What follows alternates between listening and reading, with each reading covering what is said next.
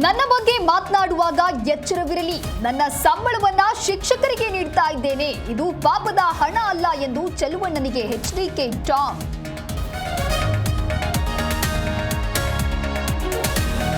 ಬಾಗಲಕೋಟೆಯಲ್ಲಿ ಕಬ್ಬು ಬೆಳೆಗಾರರ ಕಿಚ್ಚು.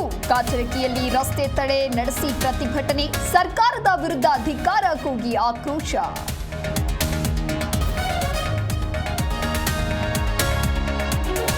ಕೊಲ್ಲಾಪುರದಲ್ಲಿ 8ನೇ ದಿನಕ್ಕೆ ಕಾಲಿಟ್ಟ ಧರಣಿ. ಕಬ್ಬು ಬೆಳೆಗಾರರ ಹೋರಾಟಕ್ಕೆ ವಿದ್ಯಾರ್ಥಿಗಳ ಸಾಥ್. ಇತ್ತ ಕ್ಯಾಬಿನೆಟ್ನಲ್ಲೂ ಬಿಸಿ ಬಿಸಿ ಚರ್ಚೆ.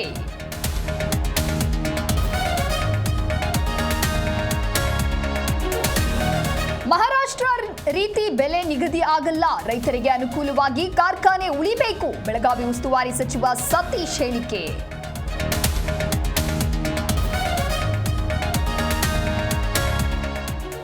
ಬಿಹಾರದಲ್ಲಿ ಬಿರುಸಿನಿಂದ ಸಾಗಿದ ಮತದಾನ. ಸರತಿ ಸಾಲಿನಲ್ಲಿ ನಿಂತು ಗಣ್ಯರು ಜನರು ವೋಟಿಂಗ್. ಉತ್ಸಾಹದಿಂದ ಮತ ಚಲಾಯಿಸಿ ಎಂದು ಮೋದಿ ಕರೆ.